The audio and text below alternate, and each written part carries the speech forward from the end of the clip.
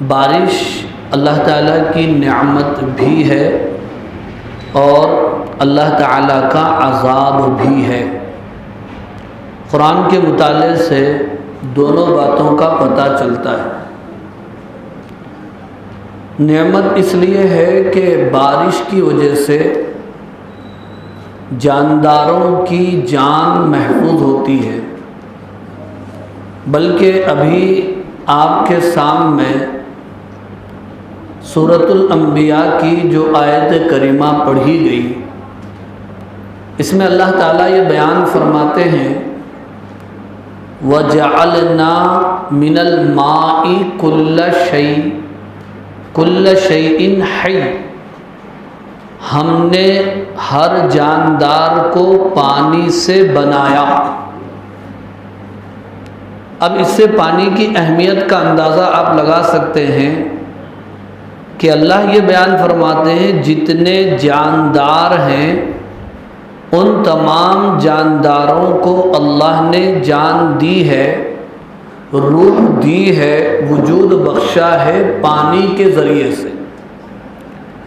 ویسے فرشتے نور سے بنائے گئے، جنات آگ سے بنائے گئے، انسان مٹی سے بنایا گیا، لیکن انسان کی پیدائش میں پانی کا بھی بہت بڑا عمل اور دخل ہے، بلکہ کائنات میں سب سے پہلی چیز پانی ہی پیدا کیا گیا۔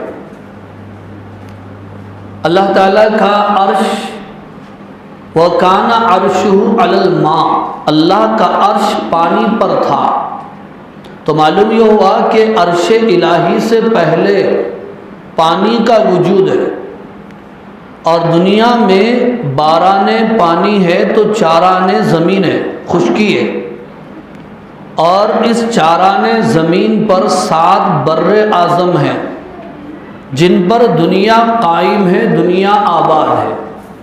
ہندوستان، پاکستان، بنگلہ دیش، تینوں ممالک کو ملا کر بر صغیر کہا جاتا ہے۔ تو پانی کی بہت بڑی اہمیت، ابھی آیت میں آپ نے سنا کہ ہر جاندار کو اللہ نے پانی سے بنایا، تو اس میں انسان بھی ہے، جتنے جانور ہیں وہ بھی ہیں، یہاں تک کہ نباتات یعنی یہ پودے، یہ سبزیاں، یہ درخت، یہ پورے کے پورے پانی سے بنتے ہیں۔ انا سببنا الماء صبا، ہم نے پانی برسایا، ثم شققنا الارض شقا، پھر ہم نے زمین کو پھاڑ کر اس میں سے پودے نکال دی۔ وانبتنا فیها حبا وعنبا وقضبا وزیتونا ونخلا وحدائق غلبا وفاکہۃ وابا، پانی کے ذریعے تمہارے لیے ہم نے سبزیاں اگائیں، درخت زیتون اگایا اور میوے اور فروٹ نکالے، وابا، اور چارہ نکالا، متاعا لکم ولانعامکم، جو تمہارے لیے اور تمہارے جانوروں کے لیے مفید ہے۔ یہاں تک کہ جو دانہ ہم زمین میں ڈالتے ہیں، سائنس کی تحقیق ہے کہ اس دانے میں بھی اگر ٹیسٹ کیا جائے تو اس کے اندر پانی ہوتا ہے۔ جب دانہ زمین میں ڈالا جاتا ہے، باہر سے پانی دیا جاتا ہے، تو دانے کے اندر کا پانی اور دانے کے باہر کا پانی مل کر وہ دانے کے اندر سے پودا نکلتا ہے۔ اگر اس دانے کے اندر پانی نہ ہو تو وہ دانہ بیکار ہے، اس سے پودا نہیں اگ سکتا۔ اب جہاں تک پرندے پیدا ہونے والے پرندے ہیں، پیدا ہونے والے جانور وہ 2 قسم کے ہیں، بعض جانور انڈے دیتے ہیں، بعض جانور بچے دیتے ہیں۔ اب کون سا جانور انڈا دیتا ہے اور کون سا جانور بچہ دیتا ہے، یہ بھی ایک بہت بڑا سوال ہے۔ اکثر لوگ جانتے ہیں کہ جن جانوروں کے کان نظر نہیں آتے وہ عام طور پر انڈا دیتے ہیں، اور جن جانوروں کے کان نظر آتے ہیں وہ بچہ دیتے ہیں، تو بچہ ہو یا انڈا ہو، اس کی بھی تحقیق میں اگر آپ چلے جائیں تو پانی کا بہت بڑا دخل ہے پیدا ہونے میں۔ انڈوں کو آپ پھوڑیں تو اندر سے پانی ہی نکلے گا۔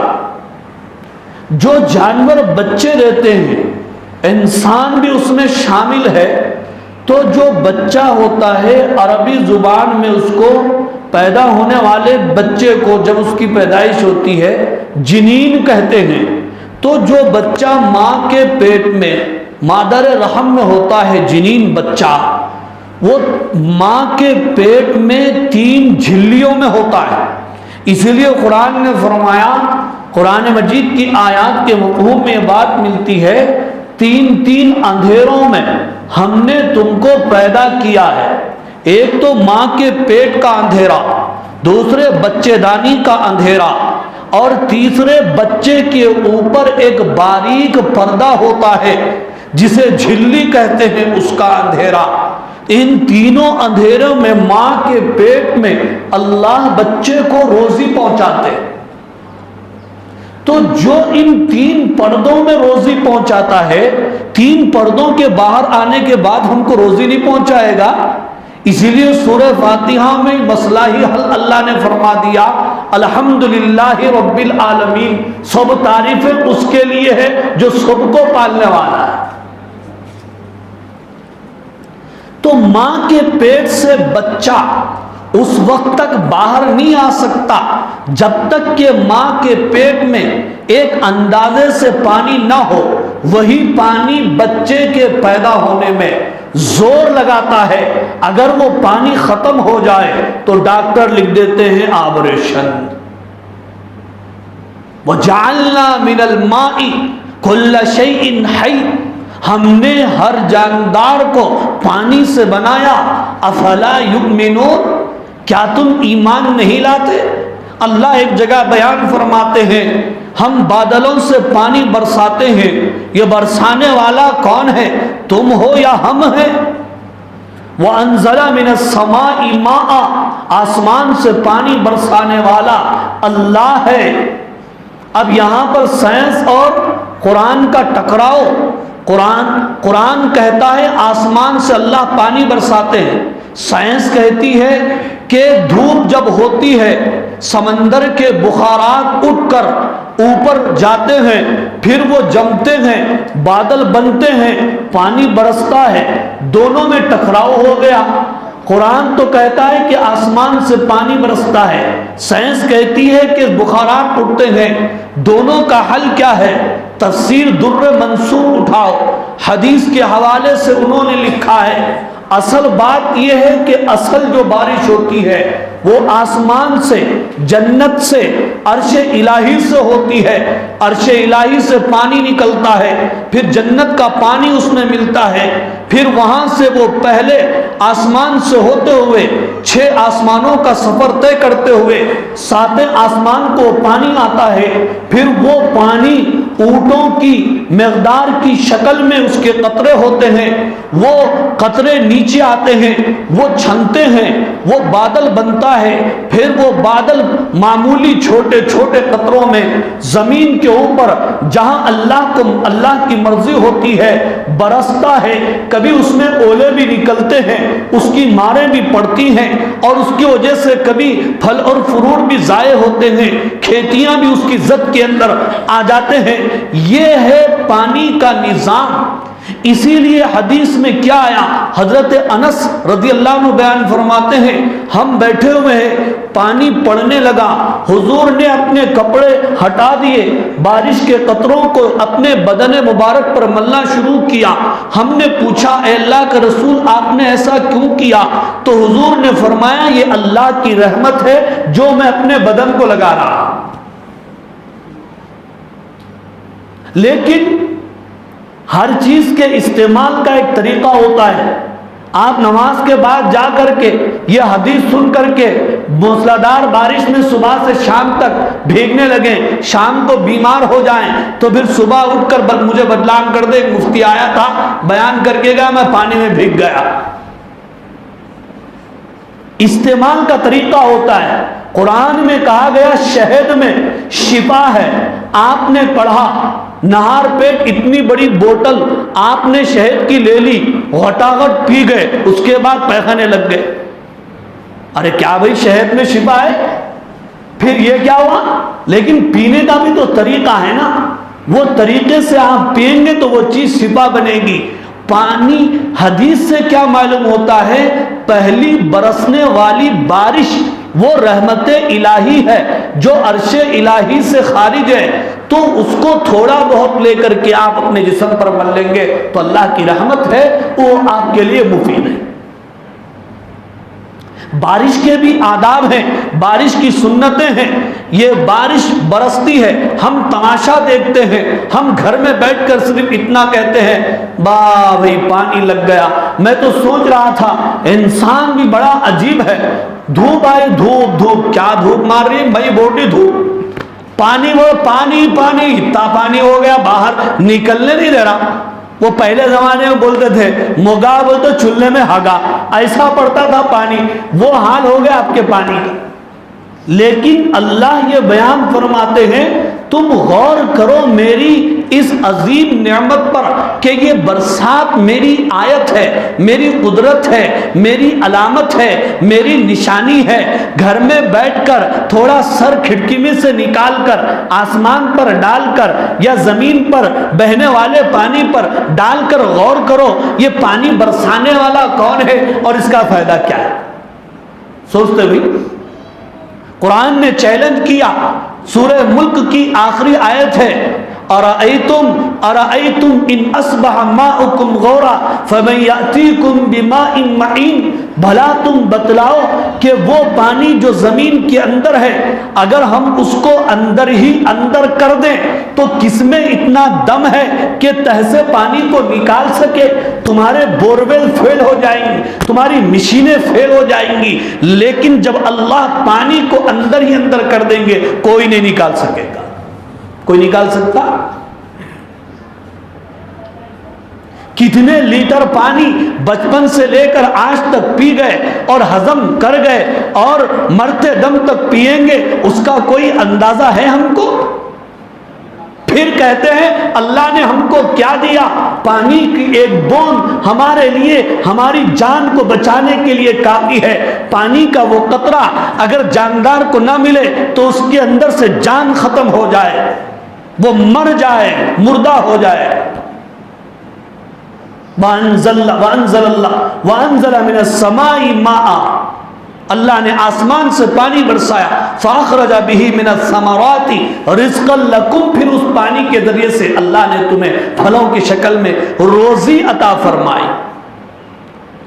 پانی کے آداب میں دوسرا ادب یہ ہے کہ جب پانی سے پہلے ہوائیں چلے، طوفان آئے، آندھیاں چلی، تو اس وقت ایک مومن کو بے چین ہونا چاہیے اور ڈرنا چاہیے کہ کہیں یہ آندھیاں، یہ طوفان ہمارے لیے عذاب کا ذریعہ نہ بن جائے۔ امی جان حضرت عائشہ رضی اللہ تعالیٰ عنہ فرماتی ہیں طوفان اور آندھیاں آتی تو آپ صلی اللہ علیہ وسلم بے چین ہوتے، بے قرار ہوتے، آپ کے چہرے پر بے چینی کے آثار نمودار ہوتے۔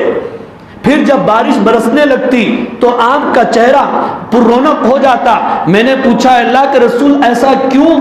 تو آپ فرماتے مجھے ڈر ہے کہ کہیں یہ آندھی، یہ طوفان عذاب بن کر میری امت پر نہ پڑ جائے، اس لیے میں ڈر رہا تھا، لیکن جب یہ بارش کی شکل میں تبدیل ہو گیا تو پھر مجھے قرار آ گیا۔ یہ اللہ کی رحمت ہے۔ بزرگ اور عزیز دوستو، کبھی ہم کو بھی اس طرح احساس ہوا؟ ہم کہیں ڈرے، اپنے دل میں خوف اور خشیت محسوس ہوئی ہم کو؟ پانی بارش کے آداب میں یہ دوسرا ادب۔ تیسرا ادب کیا ہے؟ تیسرا ادب یہ ہے کہ جب پانی برسنا شروع ہو جائے تو اس وقت ایک دعا پڑھنا ہے، چھوٹی دعا ہے، زیادہ بڑی نہیں ہے۔ یہ نبی کی سنت ہے. پانی پڑ رہا تو صرف گھر میں بیٹھ کے پانی پڑ رہا، قربانی کیسا کرنا کی، گوشت کیسا بانٹنا کی، یہ کیا پانی لگا بھائی، اتنا لگا بھائی، اتنا لگا بھائی بولنے سے نہیں ہے. نبی کی سنت کو بھی زندہ کرنا ہے.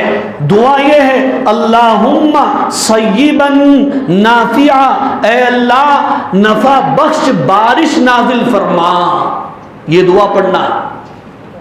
پھر کبھی برسات کے دوران بجلیاں چمکتی ہیں، بادل گرجتے اور کڑکتے ہیں، تو اس وقت کیا دعا پڑھنا ہے؟ بادل گرجتے کہ ابا، یہ دعا ہے کیا؟ ابا بول کو بولنے کی کون سی دعا ہے؟ دعا یہ ہے، نیٹ پہ تم ہزاروں چیزیں دیکھتے ہو، اسی نیٹ پر تم مانگو، دیکھو، سرچ کرو کہ بارش کے دوران کون سی دعا پڑھنا ہے، بادل گرجنے کے وقت کون سی دعا پڑھنا ہے. حضور اکرم صلی اللہ علیہ وسلم نے امت کو بتا دیا ہے. اللہم لا تقتلنا بغضبک ولا تہلکنا بعذابک وعافنا قبل ذلک، اے اللہ اپنے غضب سے، اپنے عذاب سے ہمیں قتل مت فرما، ہمیں ہلاک مت فرما، اس سے یہ بجلی کے گرنے سے پہلے ہمیں عافیت نصیب فرما، حفاظت جو ہے عطا فرما. یہ دعا مانگنا ہے. خالی صبح اخبار میں یو پی کے اندر بجلی گرنے سے 82 لوگ مر گئے، یہ دعا ہے کیا؟ اس سے عبرت و نصیحت حاصل کرنا ہے. اچھا، بارش کے دوران تو یہ پڑھنا ہے. اگر بارش حد سے زیادہ ہو جائے تو اس بارش کو تھامنے کے لیے بھی دعا ہے نہیں ہے بھائی؟ کھانے کے بعد کی دعا یاد ہے؟ افطار کی دعا وہ تو سب کو یاد ہے. میٹھا کھانا سنت ہے ماشاءاللہ. یہ دعا بھی آسان ہے، نکالو نیٹ کے اوپر دیکھو، اس کے اندر یہ دعا لکھی ہوئی، اللہم حوالینا ولا علینا، اللہم علی الاکام والزراب وبطون الاودیہ ومنابت الشجر. یہ دعا کا ترجمہ یہ ہے، اتنی پیاری دعا ہے. ہم بارش اگر زیادہ ہو جائے تو ہم کیا دعا مانگتے ہیں؟ اے اللہ شادی ہے، پانی نہ کو پورا برخاست، کم سے کم میری قربانی ہونے تک تو پانی نہ کو پڑیں دے. اب ہر آدمی اپنے حساب سے ہوگا تو ہو گیا، دنیا چلتی اس کے حساب سے. حضور اکرم صلی اللہ علیہ وسلم نے کیا دعا مانگی؟ بارش کو ختم کرنے کی دعا نہیں مانگی، دعا یہ مانگی اللہم حوالینا، اے اللہ اس بارش کو ہمارے ارد گرد، ہمارے آس پاس جہاں جہاں ضرورت ہے وہاں وہاں برسا. ولا علینا، اب ہم پر مت برسا، ہم کو یہ پانی کافی ہو چکا ہے. اللہم علی الاکام، اے اللہ اس پانی کو ٹیلوں پر برسا، والزراب پہاڑیوں پر برسا، وبطون الاودیہ وادیوں پر برسا، ومنابت الشجر جہاں درخت اگنے کی جگہ ہے وہاں پر برسا. یہ دعا آپ نے مانگی بارش کو تھامنے کی. جب بارش حد سے زیادہ ہو جائے، سیلاب آ جائے، کھیتیاں خراب ہونے لگ جائیں اور جو ہے لوگ بہنے لگ جائیں تو اس وقت یہ دعا پڑھنا ہے. اچھا سمجھ لیجئے، بارش کی سنتوں میں، بارش کے آداب میں یہ بھی ہے، بارش مکمل ہو گئی تو اس کے بعد کون سی دعا پڑھنا؟ جی بارش پوری ہونے کے بعد کون سی دعا پڑھنا؟ کیا پانی پڑا رہو، کیا پانی پڑا، یہ ہے کیا دعا؟ حدیبیہ کا مقام ہے، صحابہ بیان فرماتے ہیں رات ہم نے وہاں پر گزاری، صبح اللہ کے نبی نے نماز فجر میں امامت فرمائی. اس کے بعد صحابہ سے آپ نے پوچھا کہ اللہ نے کیا بیان فرمایا؟ صحابہ نے کہا اللہ اور اس کے رسول بہتر جانتے ہیں. تو حضور نے فرمایا کہ اللہ نے یہ بیان فرمایا میرے بندوں میں دو قسم کے بندے ہیں، بعض مومن ہیں بعض کافر ہیں. جو مومن ہیں وہ یہ کہتے ہیں وہ امطرنا بفضلہ ورحمتہ، کہ جو بارش ہوئی ہے وہ اللہ کی قدرت سے، اللہ کے فضل سے، اللہ کے کرم سے ہوئی ہے. اور جو کافر ہیں وہ کیا کہتے ہیں؟ کافر یہ کہتے ہیں کہ یہ بارش فلاں ستارے کی وجہ سے ہوئی، فلاں اس وجہ سے ہوئی، فلاں وہ کرنے کی وجہ سے بارش ہوئی. فلاں یہ کرنے کی وجہ سے. تو وہاں پر علماء نے لکھا ہے کہ بارش کے بعد یہ دعا پڑھنا ہے, وَأُمْطِرْنَا بِفَضْلِهِ وَرَحْمَتِهِ. یہ ہیں بارش کی سنتیں اور بارش کے آداب. اس حساب سے اگر ہم ان سنتوں پر عمل کریں گے تو یہ برسات بھی ہمارے لیے عبادت بن جائے. میں نے آپ سے کہا کہ برسات اور پانی عبادت نعمت بھی ہے, زحمت بھی. کبھی یہ عذاب بھی بن جاتا ہے. نوح علیہ السلام کی قوم طوفان کی زد میں, پانی کی زد میں آ گئی, فرعون لشکر کے ساتھ غرق ہو گیا. قوم عاد, قوم ہود اور سمود آندھیوں سے تباہ و برباد ہو گئے. تو اس لیے آپ صلی اللہ علیہ وسلم کی جو دعا ہوتی تھی برسات کے وقت, اللہم صیبا نافعا, اے اللہ فائدہ مند بارش, یعنی اس بارش کی وجہ سے ہمیں فائدہ پہنچے, ہمارا نقصان نہ ہو, یہ دعا مانگنا چاہیے گھر کے اندر. اچھا ایک حدیث بھی آگئی, بڑی اچھی حدیث ہے. یہ حدیث سنا کر اپنی بات میں پوری کر لیتا ہوں کہ حدیث میں آتا ہے کہ 2 وقت دعائیں بہت جلدی قبول ہوتی ہیں. ایک تو غالباً اذان کے بعد کی دعا, دوسرے بارش کے وقت کی دعا. بزرگ بیان فرماتے ہیں کہ بارش کے وقت کی جو دعا ہوتی ہے اللہ اسے قبول فرماتے ہیں. تو جب بارش ہو جائے تو گھر میں بیٹھ کے اللہ اللہ کریں, وہیں پر کیا کریں, دعا بھی کریں. ارے نہیں پانی پڑا بھائی, کاروبار ہی نہیں چڑھا, تو وہ کاروبار نہیں چڑھا تو یہ کاروبار تو کرو گھر میں بیٹھ کے کم سے کم. اللہ اللہ دعا کر لیتے. خیر نہیں اسمارٹ فون ہے یار, گیم کھیلنے کا کیا اچھا موقع ہے. ہاں اچھا جوا, گیماں کھیل لیتے, وہ کر لیتے, یہ کر لیتے, ساتھ میں کچھ آنے والا نہیں ہے, نیک اعمال ساتھ میں آنے والے. بہرحال دعا کیجیے اللہ تعالیٰ سے, اللہ تعالیٰ ہمیں کہنے سننے سے عمل کی توفیق عطا فرمائے. وآخر دعوانا ان الحمدللہ.